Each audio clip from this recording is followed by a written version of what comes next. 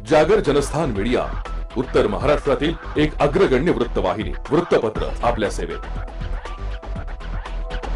सांस्कृतिक, शैक्षणिक, सहकार, कृषी, कला, क्रीडा सर्वच क्षेत्रातील घटकांचा न्याय हक्कासाठी, जनजागृतीसाठी आम्ही घेऊन येत आहोत जागर जनस्थान ही आपल्या हक्काची वृत्तवाहिनी, वृत्तपत्र.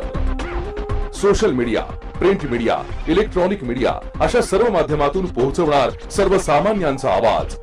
उत्तर महाराष्ट्रातील जनतेच्या हक्काची एकमेव वृत्तवाहिनी जागर जनस्थान. जागर जनतेचा, जनतेसाठी सर्वसामान्यांच्या हक्काचा आवाज, जागर जनस्थान.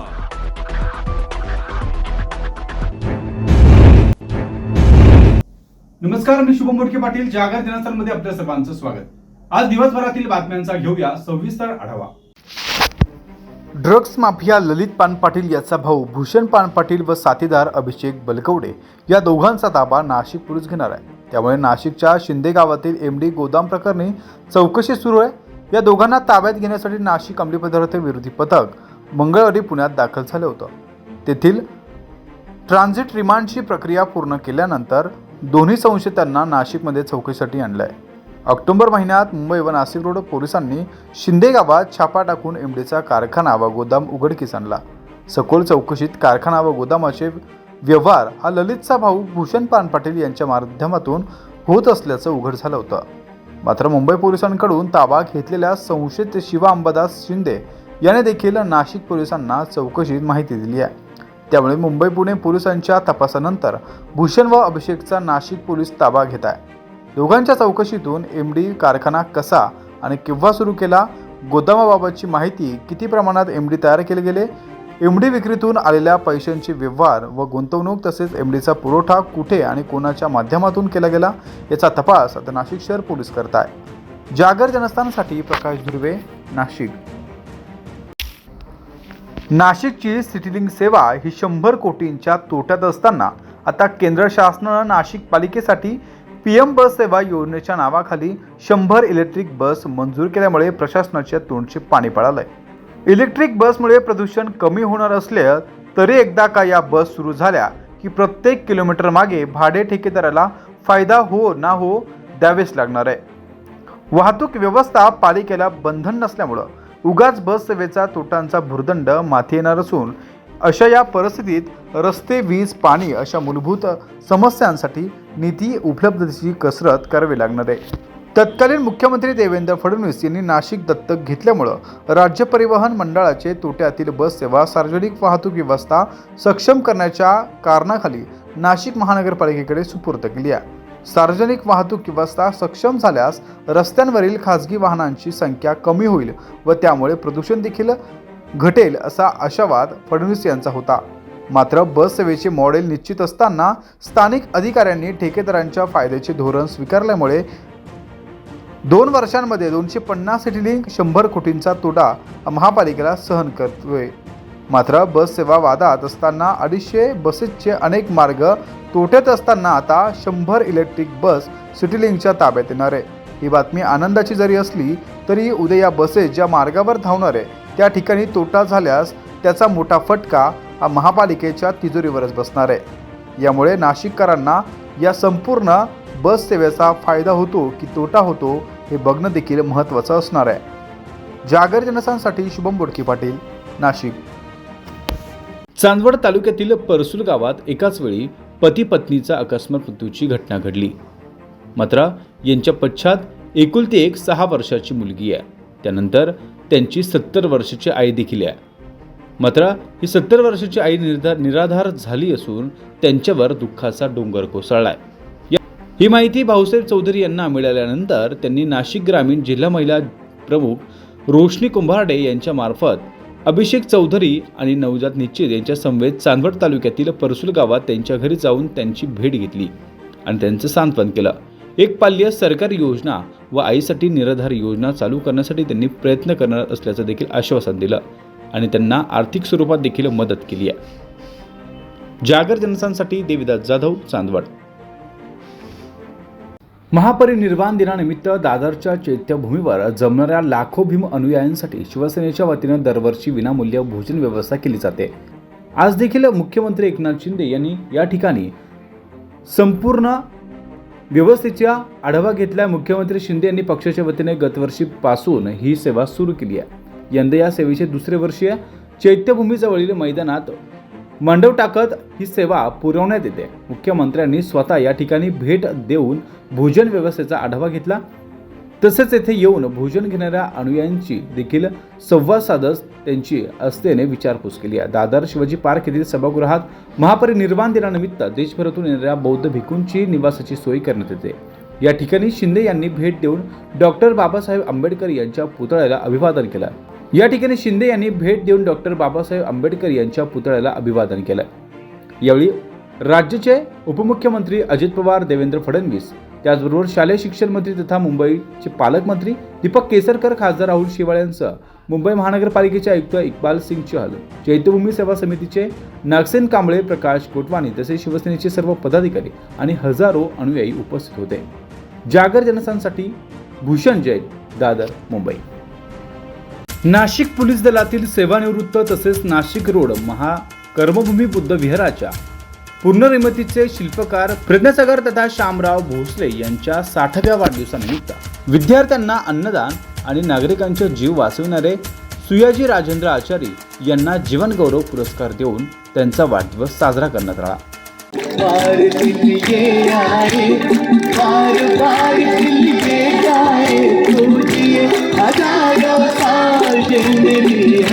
देवळाली गाव मालधक्का रोड येथील गौतम छात्रालयामधील विद्यार्थ्यांना अन्नदान आणि सुसाराज राजेंद्र आचार्य यांना पुरस्कार वितरण सोहळा मंगळवारी 5 डिसेंबर रोजी मोठ्या उत्साहात संपन्न झाला. शामराव भोसले गेल्या 16 वर्षापासून सतत आपला वाढदिवस हा गौतम छात्रालयाच्या विद्यार्थ्यांसोबत साजरा करत असतात. शामराव भोसले यांनी विद्यार्थ्यांसोबत हितगुज देखील केलाय. त्यांना भविष्यासाठी मार्गदर्शन केलंय. सर्वप्रथम डॉक्टर बाबासाहेब आंबेडकर यांच्या प्रतिमेचं पूजन करण्यात आलं. त्यानंतर शामराव भोसले यांच्या वाढदिवसानिमित्त केक कापण्यात आला. गेल्या 25 वर्षांपासून आपत्कालीन तसेच पूर परिस्थितीत शेकडो जणांना जीवदान देणारा देवळालीतील जलदूत औलिया सुसाराज राजेंद्र आचारी यांना सद्दाम टूर्स अँड ट्रॅव्हल्स तर्फे जीवन रक्षक पुरस्कार देऊन सन्मानित करण्यात आला. शिवनेरी किल्ल्यावर एकच राजा इथे जन्मला, शिवनेरी किल्ल्यावर त्या राजाचं नाव गाजत किल्ल्याच्या दगडावर, त्या राजाचं नाव गाजत किल्ल्याच्या दगडावर. एकच राजा इथे जन्मला शिवनेरी किल्ल्यावर, एकच राजा इथे जन्मला शिवनेरी किल्ल्यावर, त्या राजाचं नाव गाजते माझ्या किल्ल्याच्या दगडावर, राजाचं नाव गाजते माझ्या किल्ल्याच्या दगडावर. आज आमचे श्यामदादा उर्फ प्रज्ञासागरजी भोसले, धम्म उपासक आणि अतिशय मनमिळाऊ व्यक्तिमत्व, ज्यांनी पोलीस डिपार्टमेंटमध्ये आपलं नाव प्रचंड गाजवलेलं आहे. क्राईम ब्रँच हे पूर्ण युनिट हँडल करणारे एकमेव तिथले पोलीस कर्मचारी होते. अशी त्यांची एक मोठी ओळख आहे नाशिकमध्ये. आणि नाशिक रोड बुद्ध विहाराची स्थापना करण्यात ज्या श्यामभाऊनी पूर्ण आपलं जीवन त्याच्यात पूर्ण व्यस्त केलं आणि ते सक्सेस करून दाखवलं, अशा आज आमच्या श्यामभाऊंचा 60वा वाढदिवस आहे. तर त्या 60व्या दिवसानिमित्त आमचं नाशिक दलित शिक्षण प्रसारक मंडळातर्फे मी त्यांना खूप खूप शुभेच्छा देतो. आणि श्यामभाऊ, तुमचं उर्वरित आयुष्य पण असंच समाजासाठी व धम्मासाठी कायम राहावं. आज नाशिकमध्ये किंवा पुण्याला असो, श्यामभाऊंनी ज्या भंतेजींना ठरवलं, थायलंडचे मोठे भंतेजी आर्यवंशी गुरुजी, श्यामभाऊंच्या एका शब्दावर ते इथे येतात. म्हणजे एवढी मोठी ओळख असलेले श्यामभाऊ, आज त्यांनी पण त्यांचा वाढदिवस करायचं ठरवलं तर ते मोठ्या प्रमाणे करू शकत होते. आज त्यांनी नाशिकमध्ये कोणत्या हॉटेलमध्ये जाऊन त्यांचा वाढदिवस साजरा करू शकत होते, पण तो माणूस कंप्लीट धम्माचा असल्यामुळे त्यांनी आज आपलं हे मुलांचं वसतिगृह निवडलं आणि त्याच्यातच त्यांना मोठा आनंद भेटतो. तर असे 16 वाढदिवस इथं सलग करतायत ते. असे आमचे श्यामभाऊ, अशा व्यक्तीला खूप खूप दीर्घ आयुष्य लाभो आणि लाभणारच याची मला खात्री आहे. आणि सुख समृद्धी नेहमी त्यांच्या आजूबाजूला राहावं आणि त्यांच्या परिवाराचं पण सुख त्यांना नेहमी मिळत राहावं, हीच मी मनोकामना करतो. आणि धन्यवाद. जय भीम. यावेळी रमाबाई वसतिगृहाचे अध्यक्ष कॅप्टन कृणाल गायकवाड, संसरी गावचे माजी सरपंच बाळासाहेब गोडसे, गौतम छात्रालयाचे अधीक्षक दिगंबर हडस, सदस्य दिलीप खारे, भास्कर पवार, सिद्धार्थ भोसले, अभिजित भोसले, शंकर सोळंके, तेजस साळवे, विजय निकम, शंकर बेनकुळे, प्रियंका भोसले, सुरेखा भोसले, महेश्वरी भोसले, सुनंदा खारे, सुषमा तपासे, संगीता रुखवते आणि मित्र परिवार मोठ्या संख्येने यावेळी या वाढदिवसाच्या कार्यक्रमाच्या प्रसंगी उपस्थित होते. जागर जनस्थानसाठी संदीप नवसे, नाशिक रोड. या बातम्यांचा घेऊया छोटासा ब्रेक. बघत राहा जागर जनस्थान. जागर जनस्थान मीडिया उत्तर महाराष्ट्रातील एक अग्रगण्य वृत्तवाहिनी, वृत्तपत्र आपल्या सेवेत. सांस्कृतिक, शैक्षणिक, सहकार, कृषी, कला, क्रीडा सर्वच क्षेत्रातील घटकांचा न्याय हक्कासाठी, जनजागृतीसाठी आम्ही घेऊन येत आहोत जागर जनस्थान ही आपल्या हक्काची वृत्तवाहिनी, वृत्तपत्र. Social media, print media, electronic media अशा सर्व माध्यमातून पोहोचवणार सर्वसामान्यांचा आवाज. उत्तर महाराष्ट्रातील जनतेच्या हक्काची एकमेव वृत्तवाहिनी जागर जनस्थान. जागर जनतेचा, जनतेसाठी सर्वसामान्यांच्या हक्काचा आवाज जागर जनस्थान. ब्रेक नंतर आपल्या सर्वांचं पुन्हा एकदा स्वागत. नाशिक महानगरपालिकेने राष्ट्रीय स्वच्छ हवा कार्यक्रम निधीतून इटली येथून 33 कोटी रुपयांना खरेदी केलेल्या बहुप्रतीक्षित यांत्रिकी झाडूद्वारे सोमवारपासून शहरात स्वच्छता करण्यास सुरुवात झाली आहे. हे झाडू मागील महिन्यातच महापालिकेला देण्यात आले होते. मात्र प्रादेशिक परिवहन विभागानं नोंदणीची प्रक्रिया पूर्ण केल्यावर यांत्रिकी विभागाकडून झाडांची चाचणी घेण्यात आली. त्यानंतर हा निर्णय घेण्यात आलाय. यांत्रिकी झाडू खरेदी करण्यासाठी 33 कोटी रुपये खर्च करण्यात आले. नाशिक महापालिका महासभेनं 20 ऑगस्ट 2021 ला राष्ट्रीय स्वच्छ हवा कार्यक्रमाच्या अंतर्गत 6 विभागात 33 कोटींचे 4 यांत्रिकी झाडू खरेदीचा निर्णय घेतला होता. याच 5 वर्ष देखील देखभाल दुरुस्तीचा समावेश होता. मात्र या झाडूच्या खरेदीसाठी एप्रिल 2023 मध्ये कार्यारंभाचे आदेश देण्यात आले होते. नाशिक शहरात 2150 किलोमीटर लांबीचे रस्ते असून या यांत्रिकी झाडूच्या माध्यमातून शहरातील प्रतिदिन 160 किलोमीटरचे रस्ते हे स्वच्छ केले जाणार आहे. एका यांत्रिकी झाडूसाठी 2 कोटी 6 लाख रुपये याप्रमाणे एकूण 12 कोटी 36 लाख रुपये निव्वळ झाडू खरेदीसाठीचा खर्च होणार आहे. त्यानंतर यांत्रिकी झाडू पुरवठादार कंपनीकडे पुढील 5 वर्ष यंत्र चालवणे, देखभाल दुरुस्ती, इंधन, मनुष्यबळ आदींची जबाबदारी असणार आहे. यासाठी महापालिका प्रत्येक महिन्याला 5,85,700 रुपये खर्च हे संबंधित पुरवठादारास देणार आहे. नाशिक शहरातील सर्व विभागात आउटसोर्सिंगच्या माध्यमातून रस्ते झाडलोट होते. त्यासाठी 3 वर्षांसाठी 75 कोटी रुपये खर्च करण्यात येतात. यांत्रिकी झाडूमुळे महापालिकेचा खर्च वाचणार असल्याचं देखील सांगण्यात आलंय. पुरवठादाराने ऑक्टोबरमध्येच महापालिकेला झाडू पुरवले.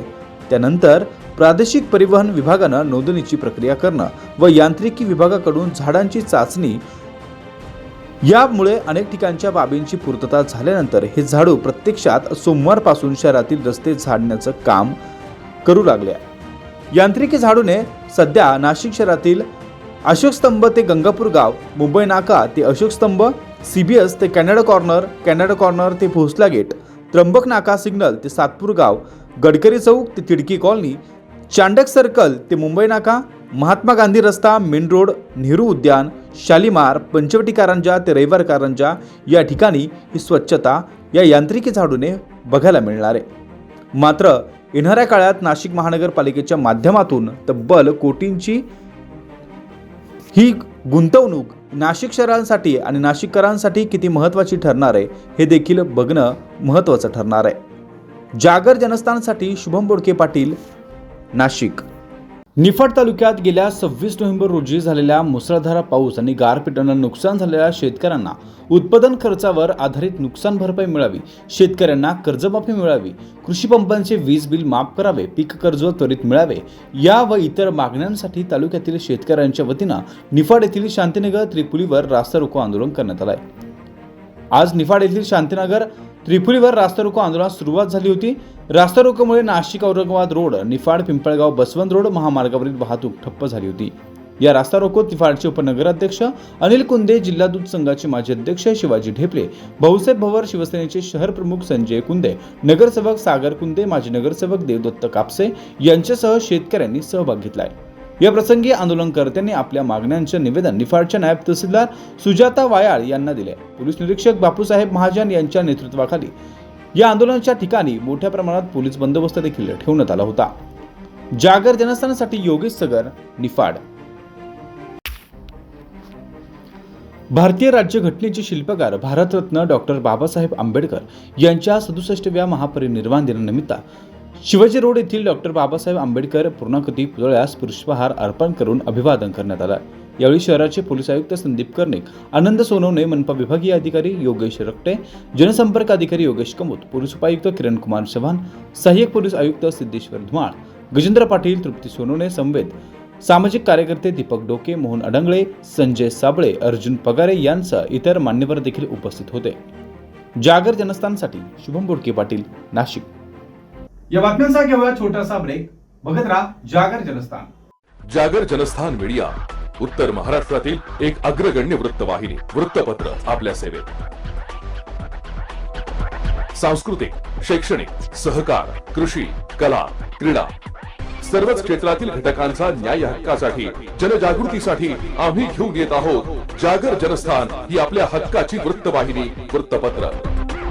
Social media, print media, electronic media अशा सर्व माध्यमातून पोहोचवणार सर्वसामान्यांचा आवाज. उत्तर महाराष्ट्रातील जनतेच्या हक्काची एकमेव वृत्तवाहिनी जागर जनस्थान.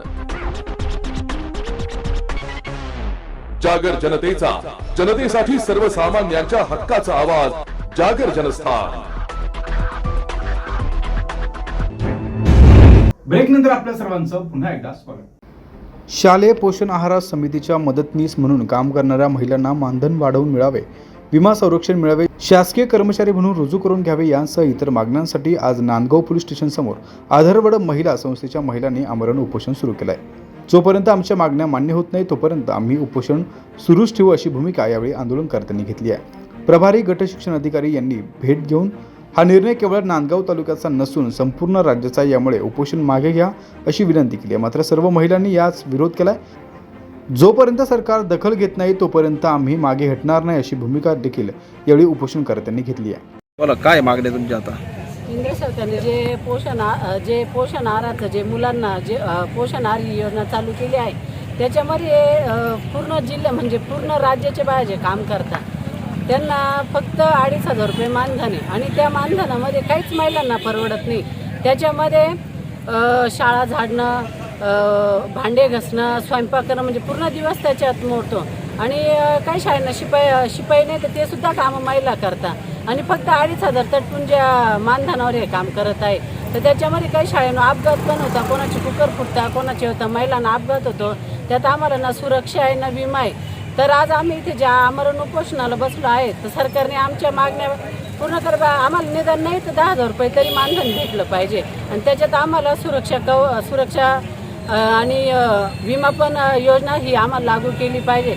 आणि जोपर्यंत आमच्या मागण्या पूर्ण होत नाही तोपर्यंत आम्ही उठणार नाही. त्यामुळे सरकारने लवकरात लवकर आमची दखल घ्यावी. जागर जनस्थानसाठी अमीन शेख, नांदगाव. मागील आठवड्यात मनमाड शहरातून जाणाऱ्या इंदूर पुणे महामार्गावर असलेला रेल्वे ओव्हरब्रिज कोसळलाय. यामुळे शहराच्या उत्तर आणि दक्षिण भागाला जोडणारा दुवा निखळलाय. हा पूल नाही तर शहराच्या लोकसंख्येच्या 40% जास्त नागरिकांचे जनजीवन हे विस्कळीत झालंय असे म्हटले तर वावगे ठरणार नाहीये. शालेय विद्यार्थी, कर्मचारी यांच्यासह अनेक छोटे मोठे व्यावसायिक, हातमजूर यांचे जनजीवन विस्कळीत झालंय.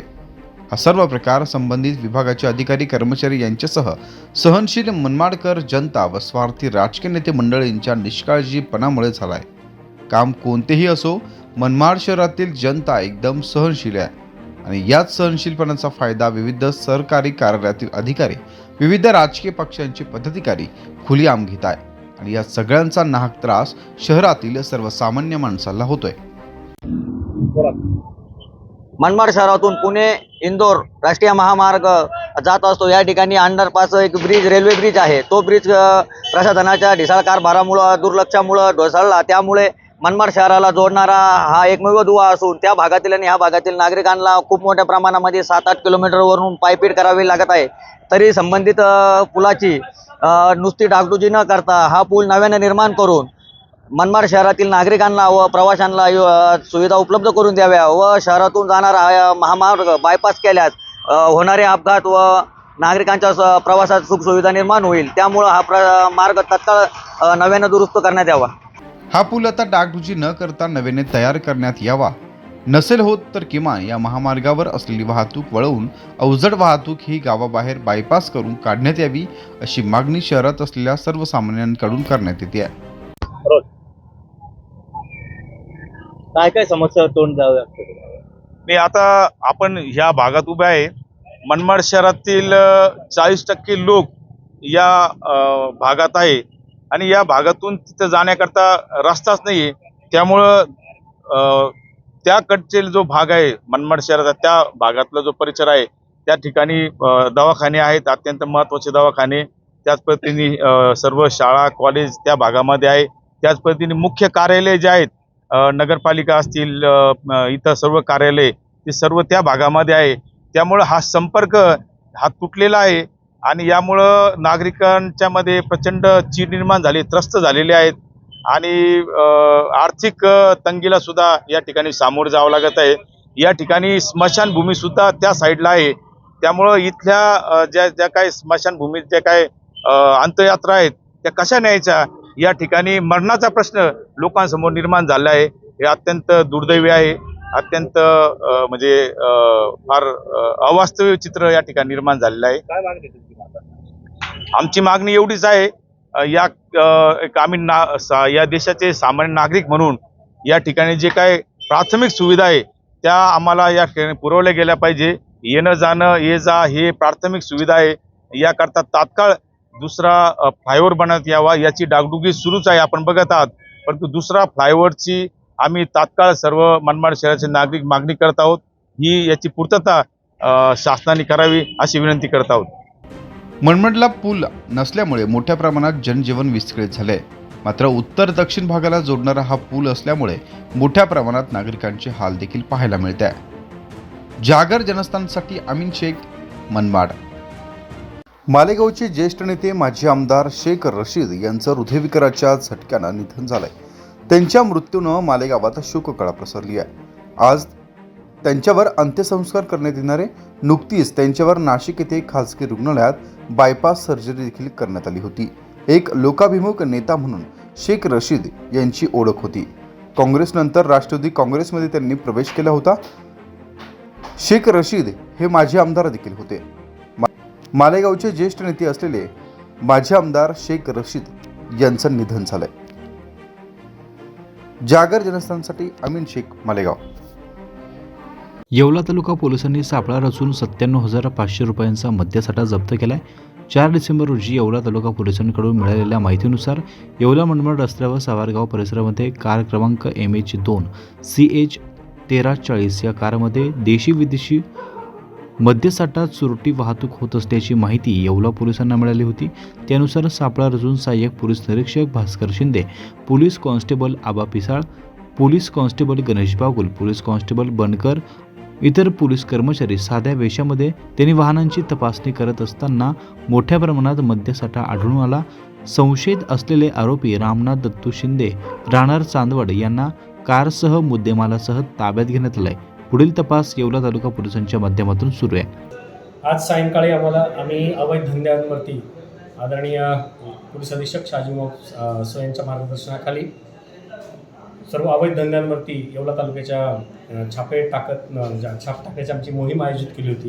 त्या दरम्यानमध्ये आम्हाला माहिती मिळाली की येवला ते मनमाड रोडवरती एक गाडी MH02 CH 1340 या गाडीतून देशी आणि विदेशी दारूची वाहतूक मोठ्या प्रमाणात होत आहेत अशी आम्हाला माहिती मिळाल्यानंतर आम्ही सावरगाव या ठिकाणी तिथे नाकाबंदी लावल्यानंतर सदरच्या पथकामध्ये आमचे API शिंदे साहेब, त्याच्यानंतर पोलीस कॉन्स्टेबल पिसाळ, त्याच्यावर पोलीस कॉन्स्टेबल बनकर, पोलीस कॉन्स्टेबल गणेश बागुल असे आम्ही तिथे प्लेन क्लॉथमध्ये ठेवले आणि सदरची गाडी येताच त्या गाडीची तपासणी केली असता त्या गाडीमध्ये साधारणतः 57,556 रुपयाची विदेशी दारू त्यामध्ये मिळून आलेली आहे. 12 बॉक्स त्यामध्ये मिळाले आहेत आणि यामध्ये जो इसम आहे रामा दत्तू शिंदे नावाचा जो इसम आहे राहणार चांदवडचा हा त्यामध्ये वाहतूक करताना मिळून आलेला आहे. त्यानंतर सदरची दारू ही कुठे घेऊन चालवते याबाबत आम्ही आर्थिक तपास करत आहोत साधारणतः 3 लाखाची ती गाडी आणि 97,956 रुपयाचा हा विदेशी मद्य साठा आम्ही जप्त केला. याबाबत अधिक तपास करत आहोत. सदरचा मद्य साठा हा महाराष्ट्रातलाच आहे किंवा डुप्लिकेट आहे याबाबत देखील आम्ही सविस्तर तपास करत आहोत. जागर जनस्थानसाठी सचिन वखारे, येवला. अहमदनगर जिल्ह्यातील राहुरीच्या महात्मा फुले कृषी विद्यापीठाच्या वतीने आज पत्रकार परिषद संपन्न झाली. या पत्रकार परिषदेमध्ये पत्रकार व विद्यापीठातील अधिकारी वर्ग उपस्थित होते. पत्रकारांच्या परिषदेत अधिकारी हजर असल्याचं पत्रकारांच्या निदर्शनास आणून दिल्यानंतर कुलगुरूंनी या अधिकाऱ्यांना सभागृहाच्या बाहेर जाण्यास परवानगी दिली. त्यानंतर पत्रकार परिषद सुरू झाली.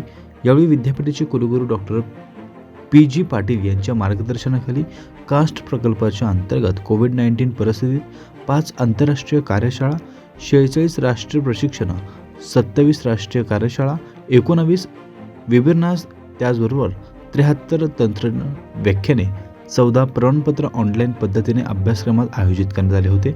यामध्ये 25,536 शिक्षक, शास्त्रज्ञ आणि 29,435 विद्यार्थ्यांनी लाभ घेतला. हवामान, अद्ययावत शेती आणि डिजिटल तंत्रज्ञान या विषयावरील व्याख्यान व प्रशिक्षणाचा 6,168 शेतकऱ्यांना लाभ झाला. या कास्ट प्रकल्पाच्या अंतर्गत शेतीमध्ये ड्रोन तंत्रज्ञान आणि रोबोटचा वापर यावर मोठे काम केले गेले. या प्रकल्पाने फळबागांच्या फवारणीसाठी विकसित केलेल्या रोबोटला आंतरराष्ट्रीय पातळीवर गौरवण्यात आले. याविषयी पत्रकार परिषदेमध्ये माहिती देण्यात आली आहे. जागर जनस्थानसाठी राजेंद्र साळवे, राहुरी, अहमदनगर. या बातम्यांसह आजचं बातमीपत्र इथे संपलं. पुन्हा भेटूया पुढील प्रसारणात. तोपर्यंत धन्यवाद. बघत राहा जागर जनस्थान.